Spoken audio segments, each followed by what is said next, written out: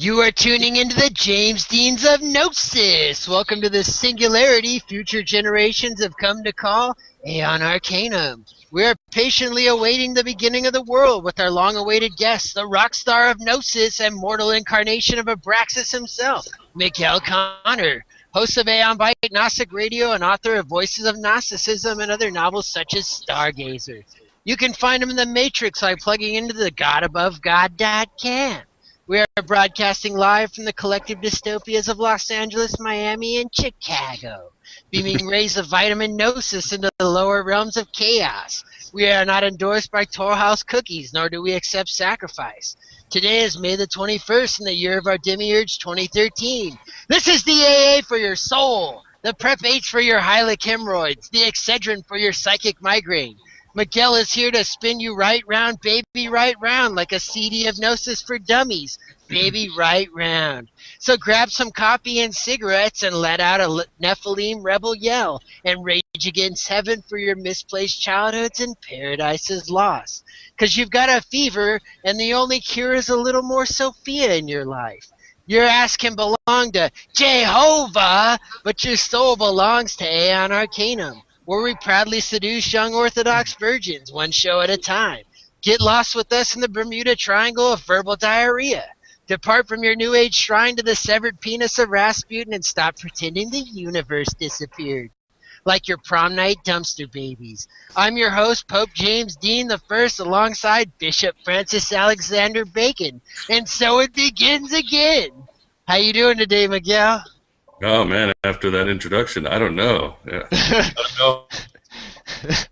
But whew, you better make sure you spin them right round, baby, right round. I need a cigarette now. God. That was intense, man. Pretty intense. Only we didn't have all the music. One day we'll be as high budget as you are. No.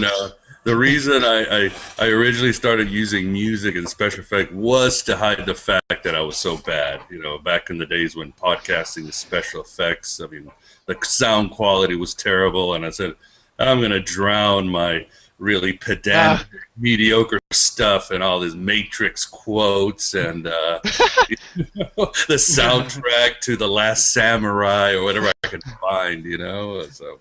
Yeah, but awesome. This is good. Well, you found quite a bit of stuff, actually. I'm surprised at how much stuff you've had on your show. Well, as we all know, there's just a lot of junk on the internet that's just floating around. Right. Space debris.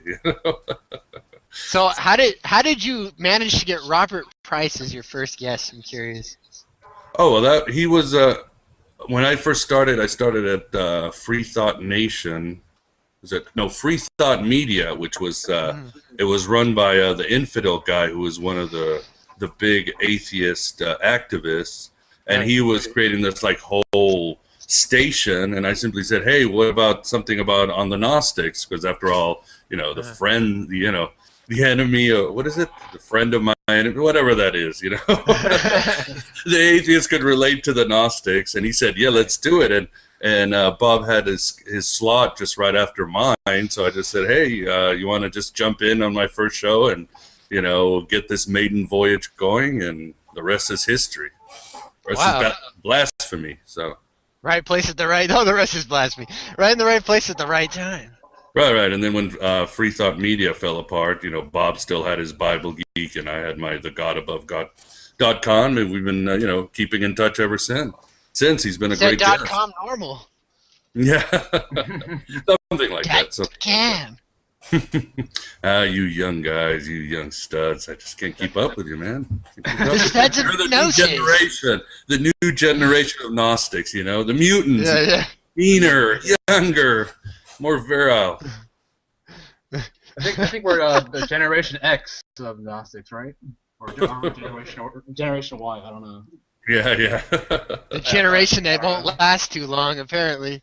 Yeah, probably. Well, Gnostics never last too long in any generation. Too much sex, drugs, and gnosis.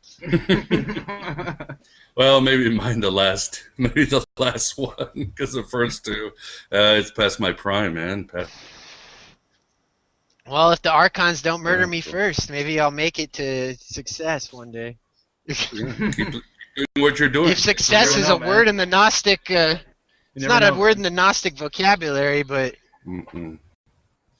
Nope, not at all. So, what were your favorite guests on your show? Oh, I enjoy all of them. I mean, it's great that they are able to give an hour or two all the time. And you know, I respect anybody who's written a book. Yeah. It doesn't matter how bad your book is. It's really tough. I mean, you know, Alex writes some amazing. What if your book is The Eye of Argon? It doesn't, you know, it really doesn't matter. It's hard. So any guest who comes on, I know has really poured it out. They may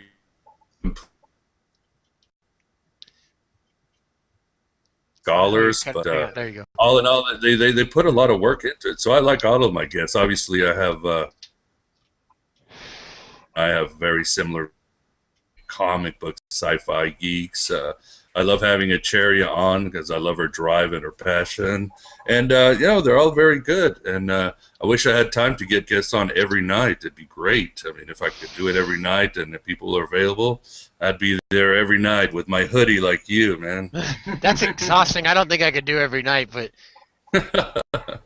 I'm not quite the truth seeker warrior you are, Miguel. Man, you got to spread the truth while you have time, you know, because time's going to run out and the hammer's going to fall sooner or later. So you get it out there. Get it out there as soon as you can. That's what we're trying. Mm-hmm. So you love all your guests. That's good. So far, we've actually liked all our guests, too. So far. Yeah, so far. Well, after you, it could all go downhill. Who knows? Starting with me, it's probably going to go downhill. I'm the kiss of death, man. I'm Judas' kiss for you, so be careful. We'll play that Metallica song on here, too. But, no, it's been great. I mean, it's great, and I like what you guys are doing. That's great, too. I mean, it's, again, we got to get it out there. We're running out of time. Yeah, before Orthodoxy finally slams down the hammer, like you said. I mean, they're already slamming it down in the U.S. Yeah, they're not doing so well in Britain, though. No, not that much. Well, you know, the Muslims are taking over, right? In Europe. Oh, well, they're gonna find ways to do it. I mean, you don't expect them to be dressed in the conquering religions. I mean, they'll be hitting us with the, you know, with the very blind and dry atheism or New Age, and of course, there's always the God Mammon who appropriates every movement, even the Gnostic movement, and sucks it dry. So it comes from many places. I mean, these archons, they're pretty sly. They don't have a lot of imagination because you can see the plot throughout. Yeah. You can see it all coming. Oh, yes, but it's always keep us ignorance, bread and circuses, you know, buy the leaders, sell the whole system, cheapen it. It's coming from all places, and like Donkey, it's the fight that matters. So, and whatever other cliche you can think of. I mean, again, they wrote creation, and they're not very imaginative. So we have to be more imaginative in our stories, and hopefully some of those stories will get out. Maybe that's why my intro bugs them. Everything bugs them except your divine spark. So yeah, they want to eat that. Yeah, oh yeah, and replace it with the counterfeit spirit, which doesn't get a lot of. I'm surprised it doesn't get a lot of publicity. The concept of the divine spark. Well, even fate. I mean, it seems we have this fear to admit that we really don't have any free will, that we're trapped in the Haymarmene. But to me, it seems so obvious that 99% of what we are is just enslaved by everything. Our parents, where we were born, society. I mean, sometimes I look at myself and I say, there is not one gesture, one expression, the tone of my voice that's even original. It comes from somewhere. TV, my parents, my culture. And I'm like, what is real with me? And that sometimes, you know, it's kind of like that Supertramp song, the logical song, when he's going, "Who I am," you know. That's it reminded me of Bob Dylan. He was always like, "I'm not born to the right parents," and all of this stuff. Yeah. That existentialist plight. So, what do you think, Alex, about the whole free will thing? Oh, yeah, it's a debate I have with myself a lot. I mean, I think we are kind of in this archontic demiurgical reality, but I mean, I can barely hear you. Can you hear them? Can you hear me? Can you hear me now? Oh, I can hear you. Yeah. All right, cool. Yeah, I mean, I kind of go back and forth on that issue. No, I can't hear you. Now you can hear me? No, I can hear you. All right, cool. Feel like we're on CNN. Yeah, I know. Can you hear me now? Right, cool. Fox and Friends here. Fox and Friends here. But yeah, I was about to ask you about that. I wonder why it's Are you a doing duelist or?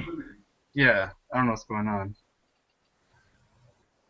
He wants Like to know if once- you're a duelist.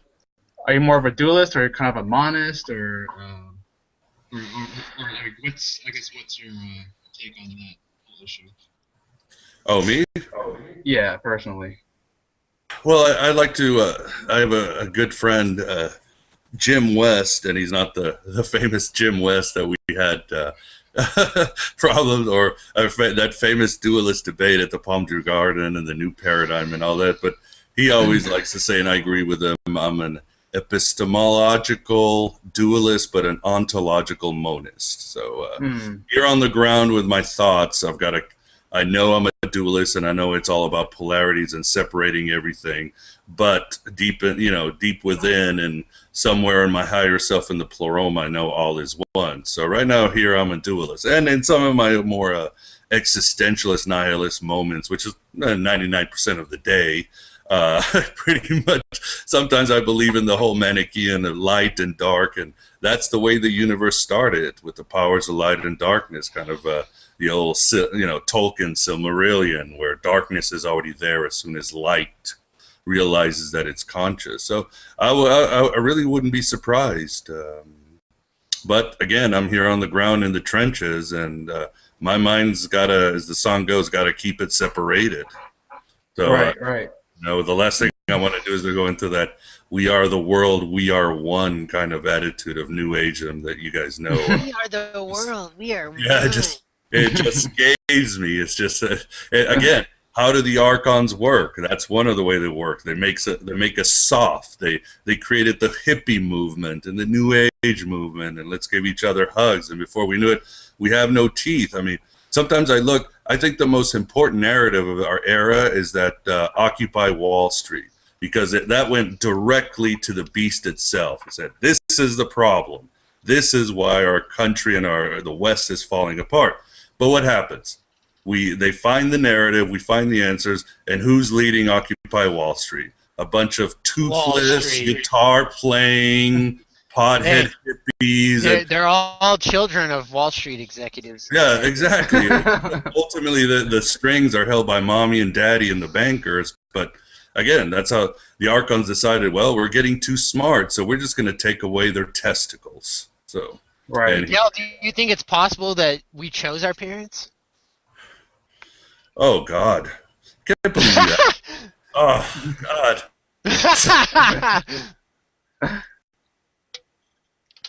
Yeah, After all, no why faith. couldn't we? No, we I got don't knocked off a cliff, and it had their names on it, and we fell down this little tube, right? Yeah. Into matter. So, Oh, you're going to Torrance, asshole! Boom. Yeah, one thing that annoys me about the New Age is that they say that the spirit and matter is one, or matter comes from spirit, or this kind of thing. Yeah, they're Epicureans. It's always spirit and matter are one and the same. That's always kind of something. But I guess there's some tendencies going on. Can you guys hear me? Archons hate us because they're screwing up your mic. yeah, you're coming in and out, Alex. Alex has this curse with his mic. It's always him that gets Yeah, I attacked. don't know. Yeah. Can you hear me now? Yeah, I can hear you perfectly now. Okay, good. I think I'll just talk really loud. There you go. Wake everybody. Okay. Yeah. I was saying before that I think that the whole idea of I just lost you. Put Wow, that crazy. boost. As soon as you Wait, start do you have that? flash- Yeah, as soon as you start, do you have the boost on? Yeah, I have that boost on. Man, Turn you that thing gamers off, should maybe. have this down. What's up? That's Why it's doing that? Yeah, the It worst. keeps one. telling us we have a bad connection tonight. I guess 3 bad apples is just offensive to YouTube or Google. Yeah, the Archons hate me apparently.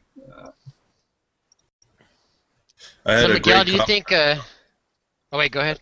Yeah, I put up. I don't know why it cracked me up, but I had a great comment on a YouTube video put up on the truth behind Bible prophecy with Tim Callahan, and some fundamentalist wrote "F you and your blasphemy," and I'm like, "Oh, that's so sweet. I love these." It's like a love letter from Orthodoxy. Yeah, they don't even bother to save my soul or damn you to hell. It's like F you, and I'm going to the next video. That's It's amazing how they just want to F us.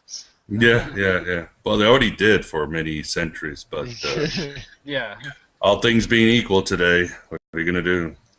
All right, I turned off my microphone boost. Do I sound okay now? Yeah, it's better. Okay. Maybe that's what it is. Try it. All right, hopefully it's better now. I'll just talk really loud from now on. All right. All right. But also, okay, that's another question for you, Miguel. I was curious, what's your personal views on Jesus? Like, was he an actual person, or was he simply, you know, how Acharya says that he's more of a composite of mythological characters? Or, I mean, I guess your views are kind of, I guess it may have changed a little bit, because, you know, the mythicist position is kind of, it's not monolithic. It's very different. It's like everyone has a different view in regards to that. So I was curious about that. What you think? Yeah, well, yeah.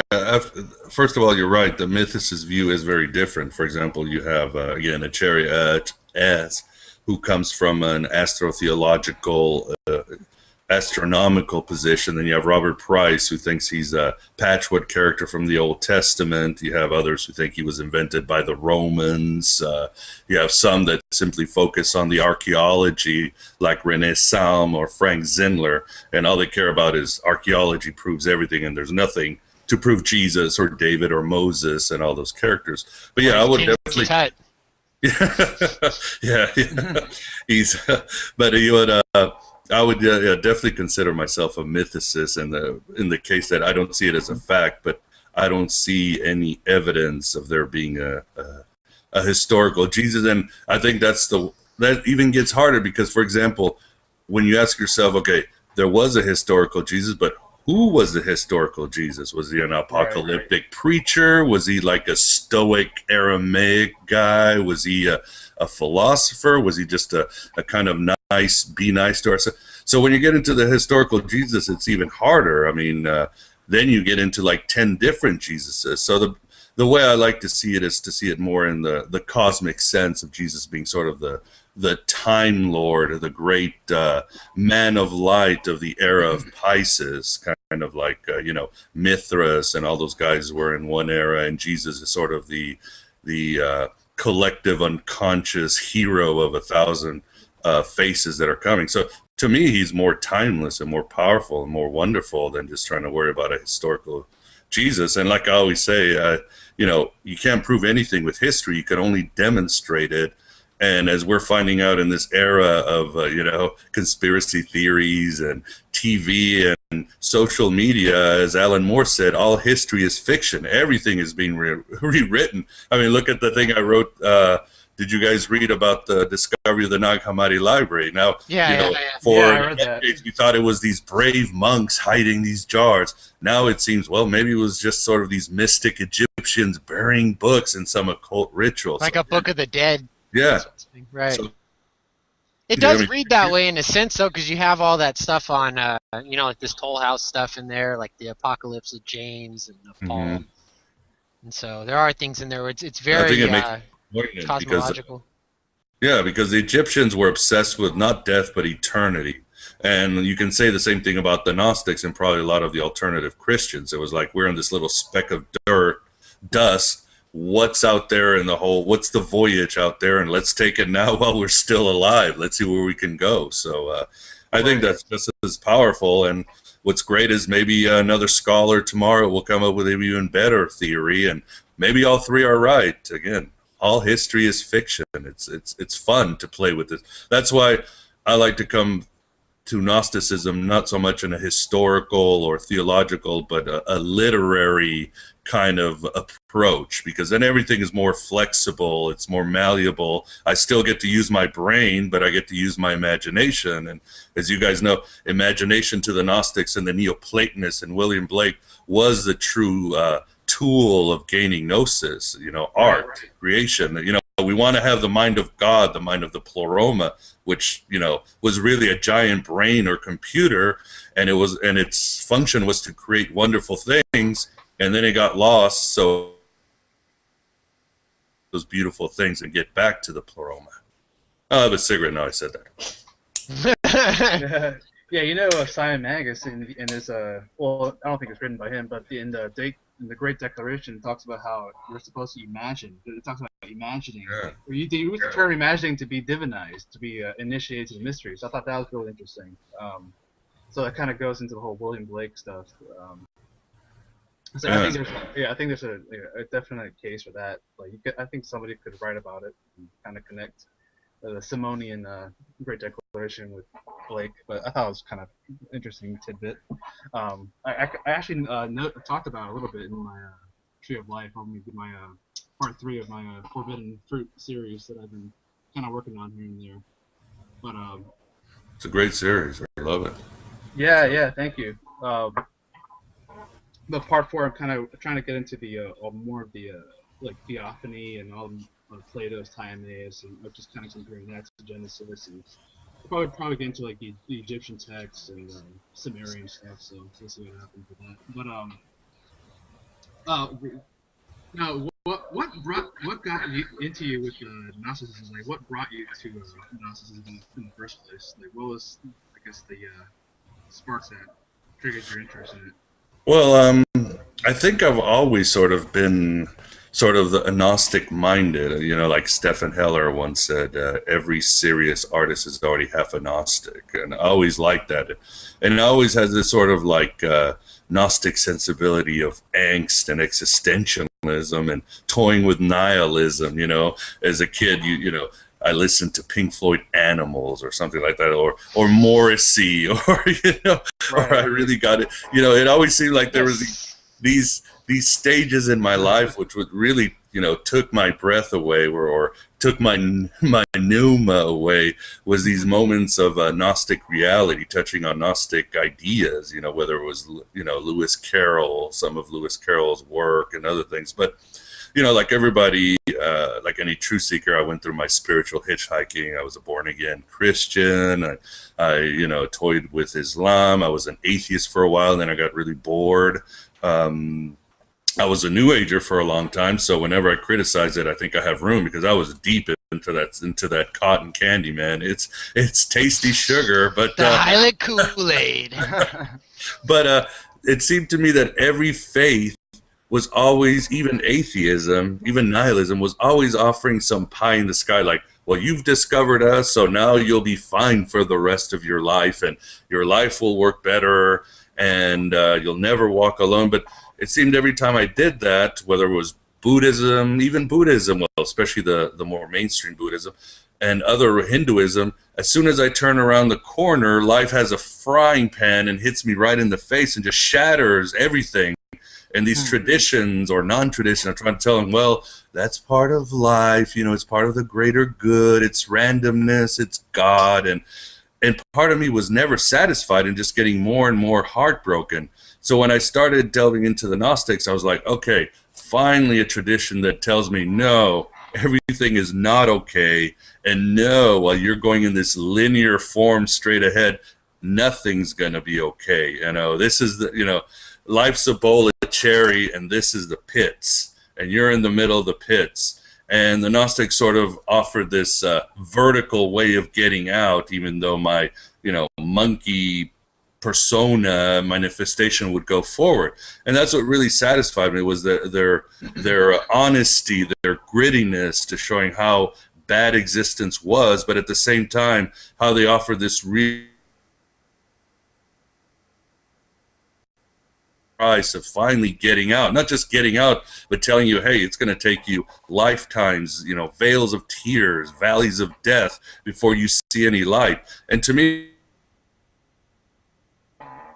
it was a breath of fresh air, a breath of the spirit, if you would. So, and since then, things have gotten harder, because I think that's when you get into Gnosis, Neo takes the red pill, his eyes open, or you finally wake up, or in Plato's cave, things are going to get a lot worse before they get better. And I'm still, I know things have gotten better outside of time and space, but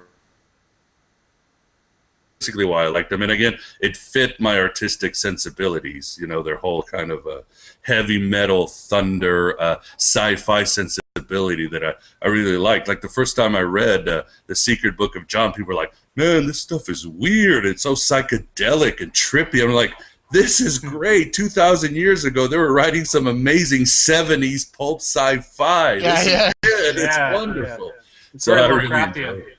Yeah, exactly. It's like they were writing Lovecraft with Jesus 2,000 years ago. And they're answering a lot of questions. Like in the Testimony of Truth, they're like, why is God so stupid he can't even recognize Adam and after he's eaten for the apple? They were already asking questions 2,000 years ago. Which is the Simon Magus argument, by the way.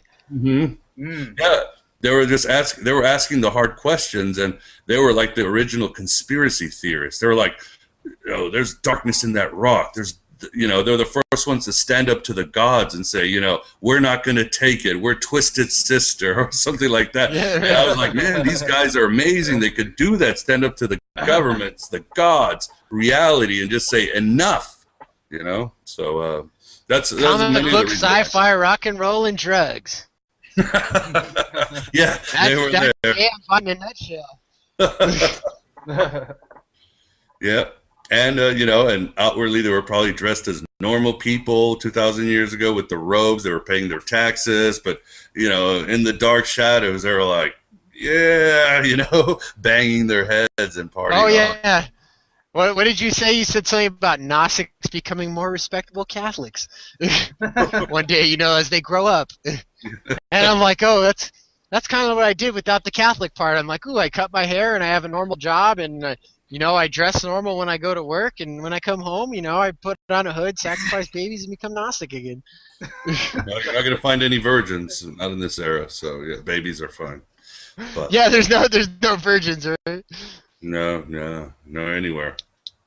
But yeah, those are certainly the reasons I like. Yeah, certainly that the Gnostics spoke to me, and they seem to deconstruct everything, reality. They deconstructed Christianity and give me a lot of answers to purge myself of a lot of my upbringing, and actually help me unify with a lot of my upbringing, because now I really find Catholicism and Christianity, I find all of the religions feel a lot more richer, because I see that they have this spark of gnosis, of seeking gnosis, and I feel it's even more unifying. So yeah, there's certainly various reasons.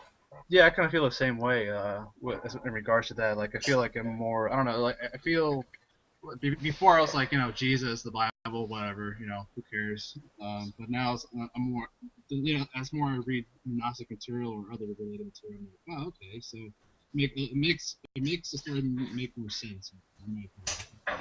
Instead of this strictly, I don't know, this orthodox version that we're always given as kids, I guess. But sometimes I think people tend to mix the Eckertite ethics with Gnostic beliefs for some reasons, because Eckertites are very body-hating, and the Gnostics, I don't think they were that body-hating in my opinion. I think they kind of, I think they're pretty much like everyone else, really. I mean, I don't think they were that. I mean, hatred against the body for some reason. I don't know. I don't think that's really the case, but I don't know. I could be wrong though. I don't know. I think they were very serious about being detached to the body, and that really wasn't so uncommon.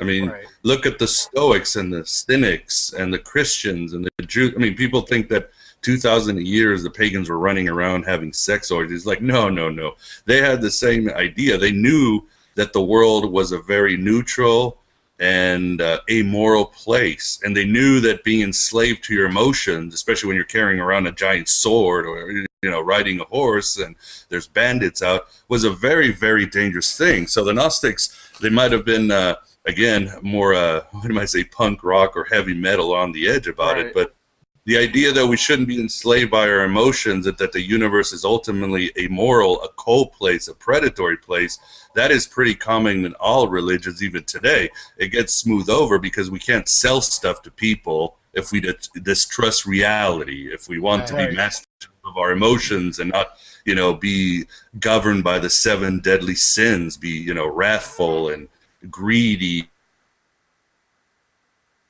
I don't think they hated the world. I think they loved the world, but they certainly distrusted reality more than anybody. And again, they were not alone in that kind of attitude, not with the philosophers and everybody else. They knew the truth about our situation, and it's that it's a dangerous world. I mean, we're here in our rooms and everything, but I always like to tell, have a Wiccan or some neo-pagan or neo-Gnostic, why don't we drop you off in the middle of Sarajevo or the Kalahari for a day and see how beautiful the world is, or outer space for a couple of minutes. Beautiful universe in this. No. It's a dangerous world. I mean, look at the tornadoes in Oklahoma. It takes Gaia a couple of seconds to detonate something that's more powerful than the Hiroshima bomb. That's the universe we're dealing with, a very antagonistic, predatory universe. So it's a good thing to have that perspective, but of course you don't have to, be an ankritite and not have sex. I mean, whatever expands your consciousness, whatever gives you gnosis that works for you, then go for it. If being celibate is it, if being moderate it is, it's whatever. If being against Chick-fil-A or for Chick-fil-A or gun control is whatever is going to make you free, as long as you don't infringe on the rights of somebody else or hurt somebody else, go for it. That's not here. Not here to judge. Yeah, the cynics were very distrustful about the universe and the planets and all that. Yeah, so I think maybe everyone was. Oh yeah. A lot of people were, but I think the Gnostics, they took a lot of ideas from the Cynics, the Stoics, of course the Platonists, obviously. But I mean, it's just kind of a mixture of different ideas. But I'm sure they had their own divine revelations as well, which kind of leads me to my next question. I mean, have you had any personal mystical experiences of your own, or I don't know if you talk about that? In a kind of an open forum, but I don't know if you. I'm just kind of curious about that. If you had any kind of mystical experience. Have you seen your daimon? Yeah. Well, hopefully I don't see myself, because the legend of the doppelganger, before you die, you do see yourself. That's the old, your higher self is telling you it's time to go and you're going to die soon. So, but no, yeah, I've certainly had experiences. I really never talk about them because ultimately, and I think Philip K. Dick and Jung supported this, they're anecdotal and telling the world, hallelujah, I saw the spirit.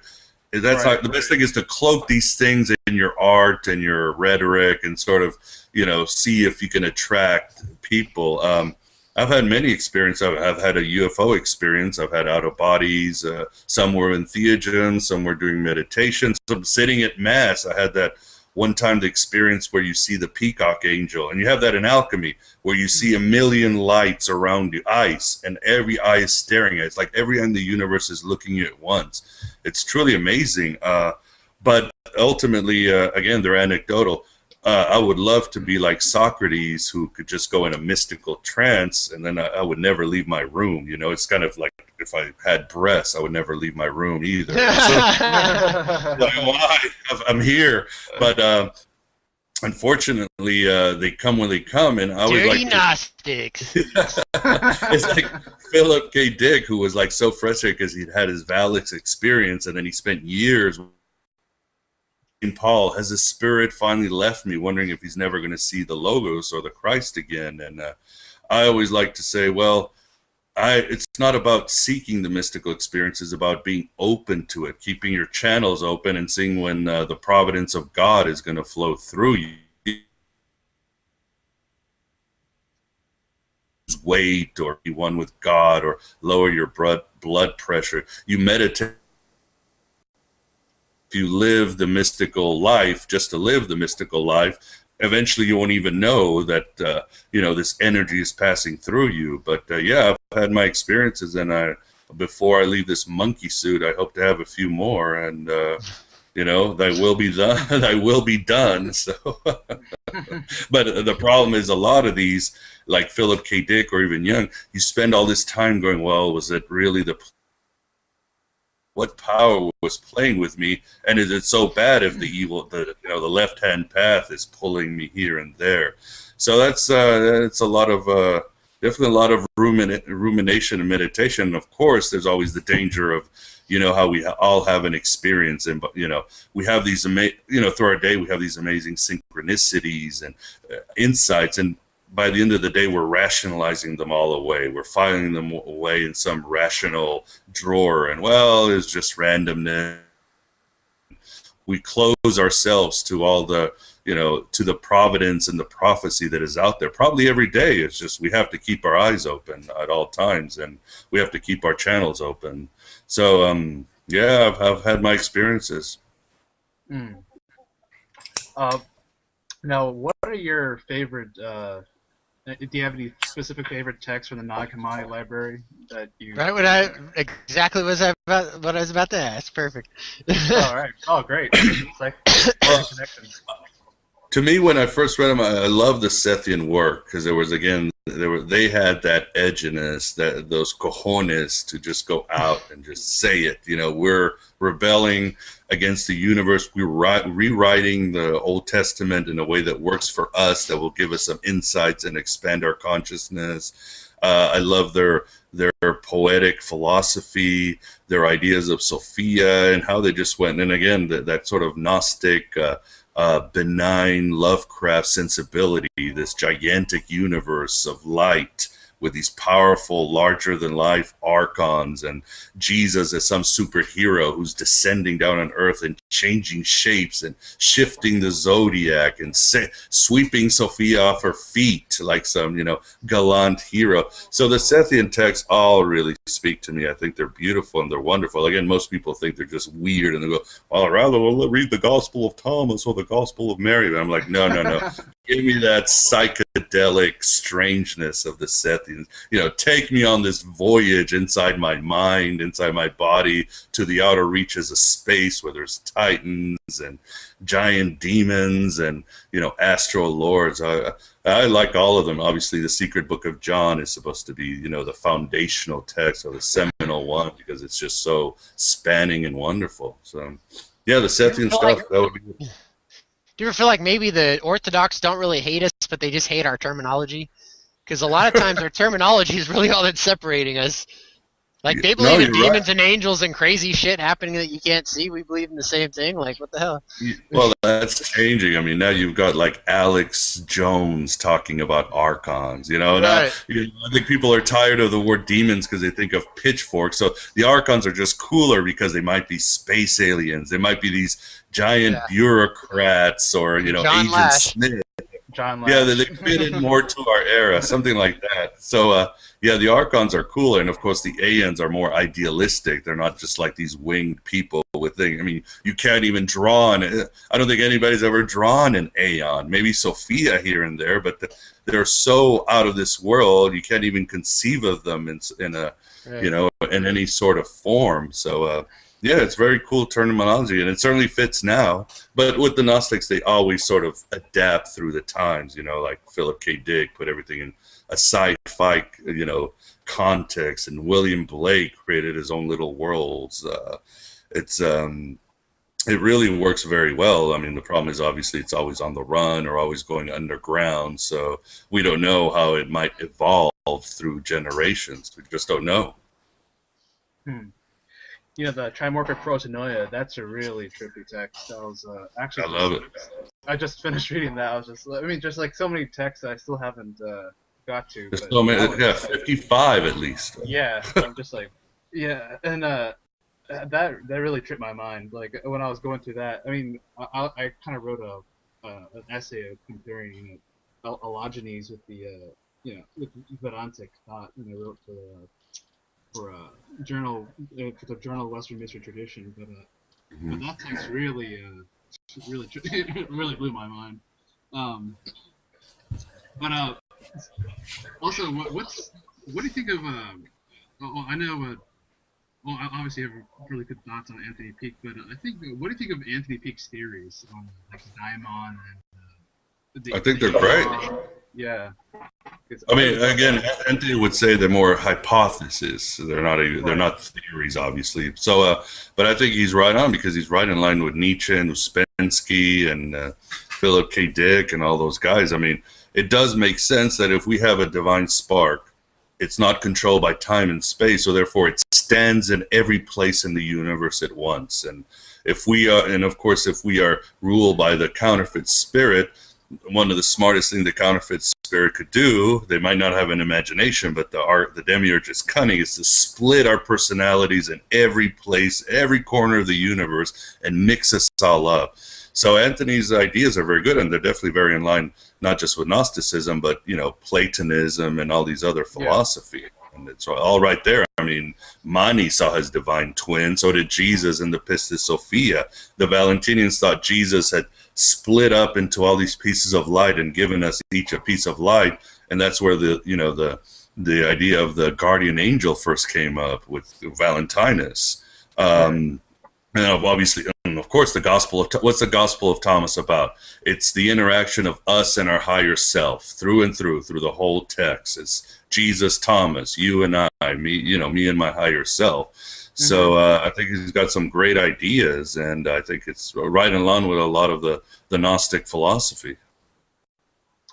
Yeah, and it's kind of funny, like the whole idea of the holy guardian angel for Broly, I think, kind of fits in with the whole daimon idea as well. And just today, I was kind of researching the daimon for my an essay that I'm working on, slowly but steadily. But apparently in ancient Greece, not only do we all have a daimon, but our collective family also has a daimon, a Agatha daimon. So it's like it means good spirit. So apparently this Agatha daimon. Oh, yeah, I'm looking. Okay, you hear me now? Yeah, I can hear you now. There's multiple daimons. There's there's like a collective daimon for the family. I thought that was kind of interesting. That's a good idea. I mean, it's supposed yeah, to the daimon was like the spirit of the place for like Socrates and stuff. Yeah. I mean, obviously, you don't have to go with just sort of the dualistic higher and lower self. This thing could be split up into different content. I mean, doesn't the Kabbalah, the tree of life, it's actually split up into all these different dimensions, and it gets so intricate. I can't even go there sometimes. It just blows my mind how complex occultists can get. Well, and, you know, obviously Renaissance magicians and, you know, some of the, you know, more adventurous orders of monks like the Jesuits and so forth. They go to some wild places. That's why I like to keep it in a literary context, because I don't have to break this little monkey brain of mine too hard. So I'll leave it to Alex to go into those places, and Anthony, everybody. So. Yeah, Anthony's thing on the daimon and the eidolon reminds me of Sophia and Achamoth. Mm-hmm. There you go. Constantly duplicated, you know? Mm-hmm. Yeah, I think that's the other thing.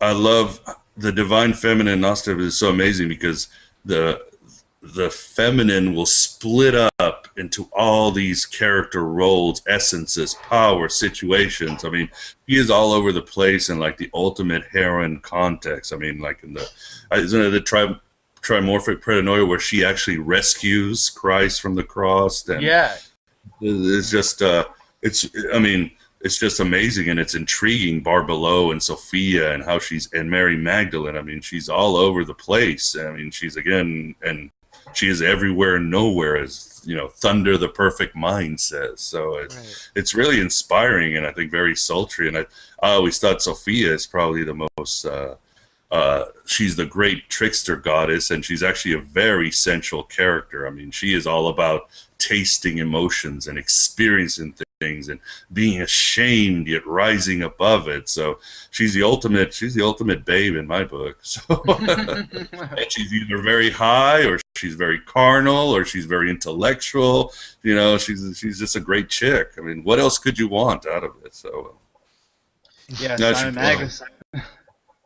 Yeah, she's Helen of Troy. Yeah. She's Helen of Troy, the most beautiful woman in the world. I mean, what else do you want?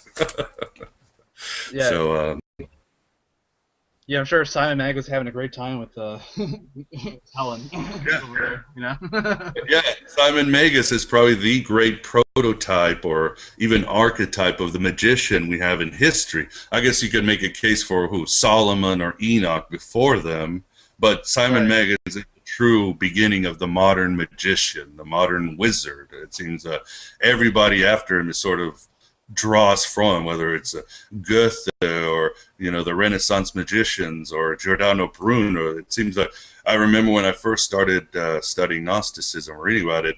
I looked at my friend Jim, and we looked at each other after reading J.R.S. Meads and all the texts. We said, you know what? We used to think that all roads lead through Jesus, and I realized no, all roads lead through Simon Magus. I mean, that was like Right. so shocking, and it's great because more stuff is coming out. Tobias Churton is writing about Simon Magus and Robert Price and all that, and there's been a couple. I think there's a really bad movie on Simon Magus, but he's everywhere too. Like There's a Sophia, couple really bad movies. So Simon Magus is great. He's the true.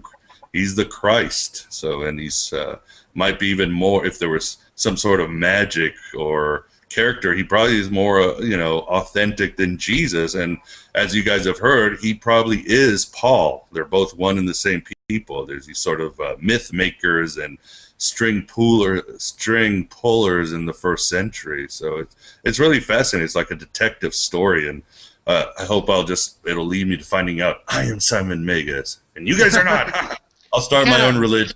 We kind of have our own little theory that Simon Magus is Jesus and Paul. Yeah. And the son of John the Baptist. So it's kind of trippy, but there's this story in Hippolytus about this guy named Absithus the Libyan, and he sent a bunch of parrots around in Egypt to basically proclaim that he was the highest power, he was the great god or something like that. And so then you have this story in the New Testament where a dove lands on Jesus and a voice comes from heaven saying he's the Son of God, right? Sounds a lot alike. Sounds a lot alike. Yeah, definitely look like a source tradition, a core tradition that kind of retold. And not to mention they say Simon Magus was in Egypt. Well, right when John died. And in the New Testament, there's these weird little things like John doesn't die at this time here, but then he dies at this time in the next gospel. Just real shaky stuff. One gospel he baptizes him, one he doesn't. Yeah. There's just all these weird little discrepancies where you could really, compare that with the church fathers. And the church fathers, I don't know why they didn't burn the church fathers, like their writings. They burn all this Gnostic stuff and got rid of Arian stuff, but they didn't burn the church fathers. It seems the church fathers was a little more damning to your case. Yeah, it always cracks me up because the one thing the Orthodox always say is like, oh no, the Gnostics came after Christianity, after Orthodoxy. No, it's a later movement. But then in the same breath they'll say, oh well, Simon Magus was a contemporary of Jesus. What? But he's the fountainhead of Gnosticism. But he's right there with Jesus, and now you're saying Gnosticism is a century later. No. It's like they want to have it both ways, So that always cracks me up. So. They're saying right there, Gnosticism started with Christianity. Yeah, it's a big contradiction. What do you guys think of Dositheus being, I guess, kind of an important figure to the Sethians? I mean, I kind of feel like he may have even started the whole Sethian group. What do you think? Oh yeah, probably. It's possible. Yeah, I mean, well, you've got like the Simonians and the Barbellites and the Ophites, and of course the Sethians going down, and obviously there were these groups, and they probably, like all of us, they had fights on, Google Hangouts in those days. I know the truth, and this, and I mean, you look at something like the Gospel of Judas, as they're finding out, it's not just a polemic against Christianity, but it's probably a breakaway Sethian group that got mad at the Sethians and said, this is it, because it's really dark and horrible, and it just insults everybody. Or the Apocalypse of Peter, that insults, the followers of Basilides. It insults the Valentinians. It insults the Orthodox. It's insulting everybody. So yeah, you had these groups, and they obviously sometimes had spats, and that's fine because that's what philosopher mystics did. They fought each other those days in the Mediterranean. They would probably argue over anything they could argue over. So yeah, there were probably a lot of different splinter groups going here and there. They had visions. Some went more orthodox. Some went a little, normal, just like the church fathers. They went crazy into caverns, into Arabia, and God knows what they saw. So I think it's a fun time, and I don't mind the polemics or the fighting in there. I mean, it's what we're made of. I think it's what makes the Nag Hammadi library exciting. Mm-hmm. Is that you get to see the Gnostic strike back. Yeah. So like, turn the other cheek. I think not. Smack. Turn the other My butt cheek. Butt cheek. You're tuning into the Beavis and Buttheads of Gnosis. No. Yeah, it's kind of interesting. The Nag Hammadi is such a atomic bomb, even though it was discovered when the atomic bomb was detonated. But it's almost like society is trying to suppress it even now, no matter what comes out, even at the Gospel of Judas. People say the Dead Scrolls, and everyone's like, oh my God, this is mystic, this is the truth about Christianity. But the Nag Hammadi still is not getting as much publicity, and I think I understand, because a lot of scholars tell me, they're like, look, I spent years on my doctorate, I have to read these texts and letters just with the New Testament, hours a day. I don't have the time to go into the Nag Hammadi library, but it's good. What's funny is the Dead Sea Scrolls never talk about Christ. No. They don't say that there's like this one single Christ figure. They don't have all these ideas that you see with Simon Magus and early Christianity. And so you've got to wonder, why do they think the Dead Sea Scrolls is so important to Christianity? Well, if you read Robert Eisenman's James, Brother of the Lord, right, he doesn't talk have his about book. Jesus.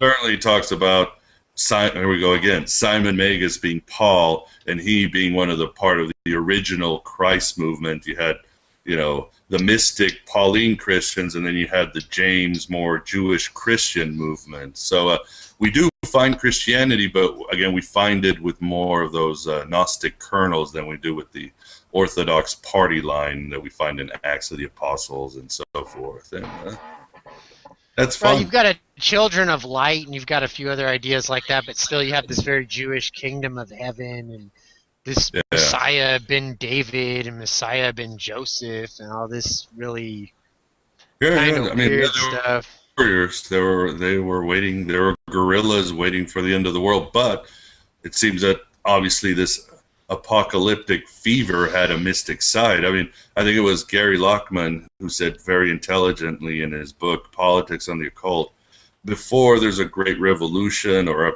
upheaval of any sort, mysticism starts crackling in the air. Somehow people reach the higher state. So the Russian Revolution, the French Revolution, the days with the Jewish Roman War, the 60s. It's something, there's guys reaching for their guns, but there's also people suddenly reaching for the pleroma. So it's that was probably part of the Dead Sea Scrolls. It was a warrior movement who became very mystical in some areas. Is a group of Jewish drug addicts. Hey, that's the theory, right? That's pretty cool. Yeah, there's a movement that thinks that they were all high doing mushrooms, and Jesus was a mushroom. Maybe the books were encoded prescriptions. Ciphered prescriptions for certain medication. For the local. They were running a Gnostic clinic. Yeah, exactly. That's why they call themselves the high priest, because they're always high. Right, exactly. Always high. Always high. High on mushrooms. They were Gnostics because they knew they were high. Yeah, that would be so easy. If only it was so easy. I'm sure, being that they had to learn for years how to read and write and learn this Jewish texts and Platonic philosophy. It was only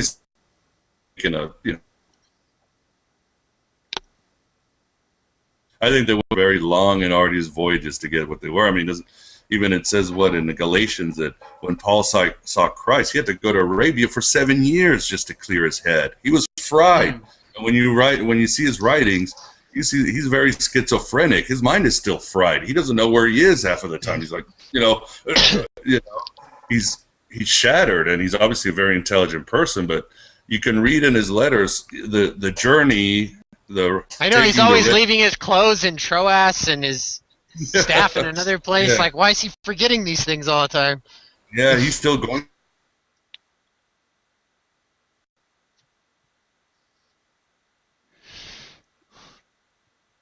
Oh my God! And I loved about the Gnostics that you listen to Deepak Chakra tape that everything's going to be fine.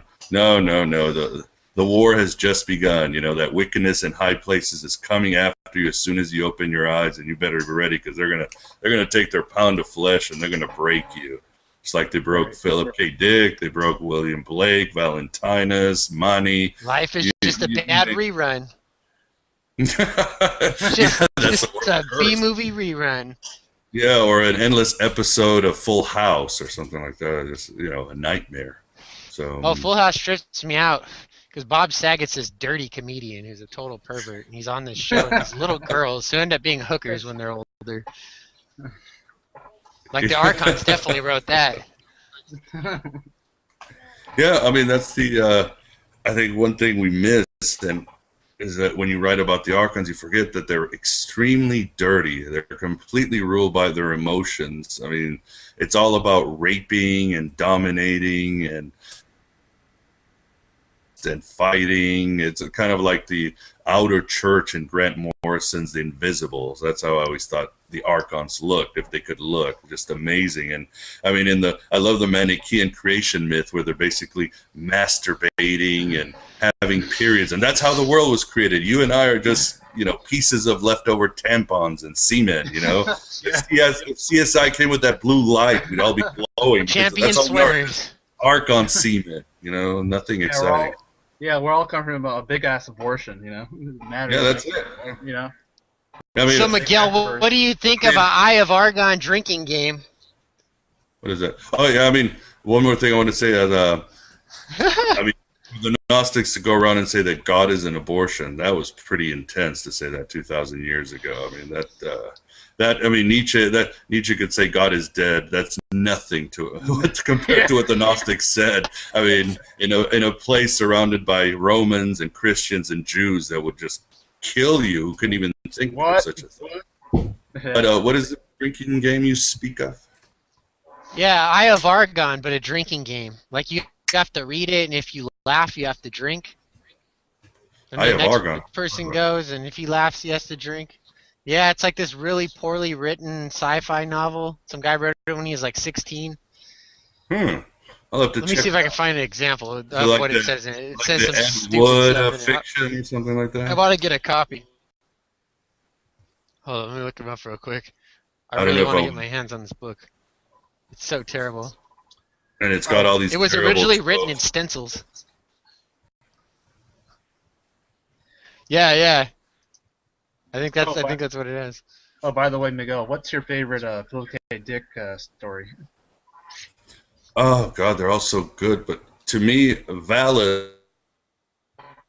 Figure out Gnosticism. It's like you're reading, you're experiencing, but nothing really. You can't put everything into a context, into a concept. When I read Valis, everything fell into place. It was so powerful because I realized I realized how much myth was so important to the Gnostics, and that the Gnostics were writing myth, because back then I was still more, I guess, orthodox. I couldn't see things in a mythological, setting. Dick, I realized it is myth, and everything is open to possibility, and he put the concept so well. It was amazing. So to my heart, I always liked Valis, and of course the Divine Invasion. Again, I was like reading Kabbalah, and I was reading, Tom Malachi, and like, I don't get this Kabbalah stuff, and then I just I read the Divine Invasion, like, aha, I get it. So those two are the ones I really enjoy, but I love all of his work. I mean, I keep rereading, and it's like I discover new things about myself and the universe every time I read one of his novels or quotes or anything like that. So he's a true prophet. Yes, he is. I want dick in my mouth and heart. No, just kidding. That's awesome. You got to embrace the joke. Embrace the joke. Somebody's got to say that joke. Let's get it out of the way. Yes, we are. We are the three dickheads. We love. Hey, because three dickheads are better than one for tag teaming young Orthodox virgins. I say that proudly. So far, we've got flack for our dirty intros. Yeah. Let's see. Oh, here's what it says about the Eye of Argon. One of the genre's most beloved pieces of appalling prose. The apotheosis of bad writing. A malaprop genius, a McGonagall of prose with an eerie gift for choosing the wrong word and then misapplying it. Hello. You guys don't mind if we have the baby is walking around, so she might jump on the camera. So we have to be PG from now on. We have to be PG. Okay, that's fine. Okay, we can do that. We'll prove to the Orthodox we're not as evil as they think we are. You can talk about Gnostic themes in Elmo or something like that. That should be exciting. Yeah, no problem. Okay. No problem. Or the Explorer. She's a Gnostic Sophia themes in Sesame Street. Yeah, so. Gnostic Sesame Street. The Big Bird. Mm-hmm. Yeah, we give black people equal rights. Gnostic Oh, Sesame she's running Street. around. So. Our show seems to have this one continuing little theme, and I can't figure out what it is, but I know it's there. It's not just Gnosis. I think it's our terrible jokes. our little in jokes with each other, I guess. There's all. Yeah, we have like all these stupid little in jokes. Yeah. I mean, like the whole Orthodox, seducing Orthodox version stuff is like, all about Marcion, how he was accused of being seducing, the Orthodox version church, So it's kind of like, ooh, baby. Yeah, it's kind of like in Metalocalypse when they have the Church of the Atheists. Oh God, that we do not believe in, and the agnostics come and attack them because there's a war. So. And it's kind of funny because there is kind of a warism right now. There's always a civil war. It seems to be a small civil war going on in the mythicist group, and obviously within the Gnostics, there's been spats going on for years. So I like it when I'm at a bar. I'm at a bar and I meet a girl and she goes, "What are you?" I go, "Oh, I'm Gnostic. I'm a Gnostic." She goes, "Oh, I'm agnostic too." Yeah. I'm like, hey, she didn't catch it. Mm-hmm. Yeah, it's not even. God, why would you even say that at a bar? You're getting yourself in trouble. I mean, what if she tells you, "So what's agnostic?" What do you answer? I usually just kind of avoid getting there. Well, actually, usually, by some weird coincidence, that actually just doesn't happen. I don't know how to put it. Like, they don't say, "What is that?" They always say, "Oh, I'm agnostic too." It never gets that far. I don't know what I would say if it got there. I guess I would just say, "Oh yeah, I read the Da Vinci Code." There you go. Yes, that'll get you a number at least if you're lucky. Right. Or she's like, "Oh, the Da Vinci Code, awesome." Yeah, you can pull out the Crowley card because that assumes that you're just you're charged with energy or something like that. So, yeah, like it's always agnostics or Satanists that I end up getting with. It's really weird. I just go, "Yeah, I believe in this, and that." I try to make everything very vague. But we're a minority, man. We're a shrinking minority. Yeah, I tend to get in trouble whenever I talk about Gnosticism with strangers, so I try to keep that on the lid as much as possible. People just hate Gnosticism. I mean, you don't even have to tell them what it's about, man. They hear like one little thing, they're like, "Oh, that's so terrible." And you're like, the way most people are, Gnosticism has nothing in common with anything for most people. Yeah, there's so many misconceptions. I mean, you've got the Eric Voegelin meme that goes that the Gnostics believe in, because we could not go to God soon enough, we're going to pull God down to heaven and create a utopia on earth. And that's still so prevalent. It's so far from the truth. They never... We're the Tower of Babel Gnostics. Yeah, exactly. So it's well, what are you going to do? I mean, I used to try to write blog posts and stuff, but people were writing articles here and there, and I just no, maybe I'll leave my web address, and if you have any questions, whatever, so I'll just let them, or attack me, or and then something else interesting happened today, which really cracked me up. I had an article, "What is Gnosis?" Forgot where I wrote it for, but somebody left a comment on my website today, and they started with, "Why are you talking about Gnosis? Gnosis cannot be described." And then he writes 2 pages describing to me what Gnosis is. And I'm like, oh, they always do that. It's like, basically, you want your version of what is Gnosis, but I cannot talk about, or anybody else can talk. You have the Gnosis, and it always cracks me up, because the whole point of Gnosis is that you have to give it away. For your spirit to be released, you have to give everything that you've learned and that you are out into the world, even if they reject you. That's one of the things of Gnosis. You don't just keep it in you like some, man on the mountain or something like that. And I think that's what a lot of people forget, and certainly a lot of modern Gnostics forget. You got to give it all out, give everything out. Somehow your heart grows when you do that. It's the whole give without receiving thing that Jesus obviously was very smart about. So who's your favorite ancient Gnostic? Oh, well, I think we certainly discussed Simon Magus, Paul, one and the same, Mary Magdalene, Sophia, one and the same. So I love those guys. I love some like Dositheus and Saturnalius, who are kind of very edgy, didn't believe in free will, and were just already like half crazy magicians to be, but we don't know much about them. I'd love to know more about Carpocrates and his wild group in Alexandria. So those, I love all. What about Paul? Basilides? Yeah. What do you like about Basilides? Basilides, I see some like, elegant, rich guy drinking his wine in a tower in Alexandria, just like, where is Abraxas? Where is my Abraxas? He's a great dude, but unfortunately we don't know that much about him. Look, speaking of Gnosis, there we go. Can you see? There you go. It's the logos, the child logos. Yes, it's an incarnation of Sophia coming to visit. Who's that? Funny, she has a watch in one hand and light. There's a lighter. What a good example we are. Time and light. Yes. For YouTube to see. So, Now we've got Miguel Conner babies. Yes. Like a friend of mine, was it Earl Isol? Another child in September, a boy, and he's like, "Why are you giving out more slaves to the demiurge?" I'm like, "Well, one of them will Do you really have a choice to liberate the world." I don't know. Do we have a?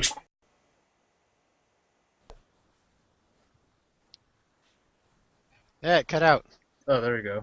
We didn't hear you. What? Oh, I was saying, I was just moving this. I was going to say, Alex, do we have free will in the end? I think, that's a good question. Sometimes I feel like maybe everything is just predestined. Maybe sometimes I wake up being like I'm a hardcore fatalist, and sometimes I feel like maybe we do have a say in the end. I don't know. I'm just kind of back and forth with that argument. I don't know. Or maybe you only had a say in the beginning when you chose your parents. Maybe.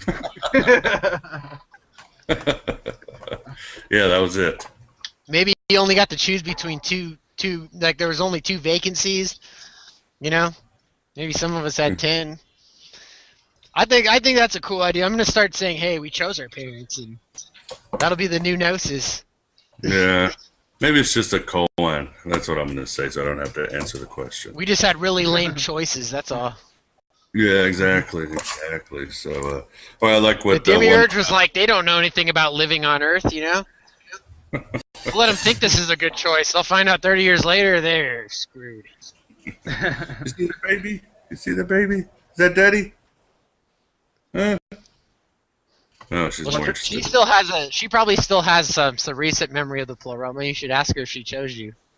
Yeah, she is closer to it. Her consciousness is less less divided, less fragmented. She's closer to the source, but she's less mind melded with this world.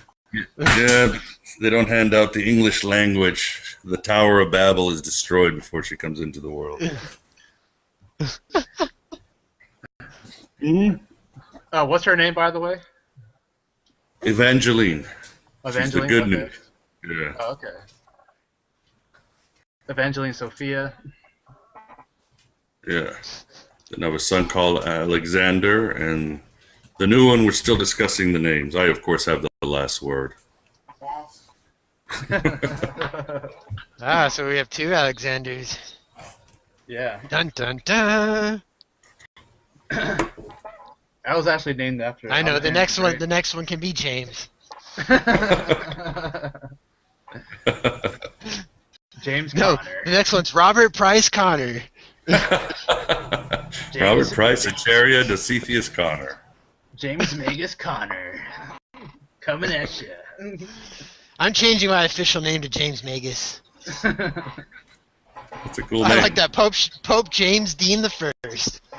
No, because we were saying, you know, like how the Pope is Pope Francis. We're like, it would have been cool if he was a Gnostic Pope, but he was Pope Francis Bacon. Who's that?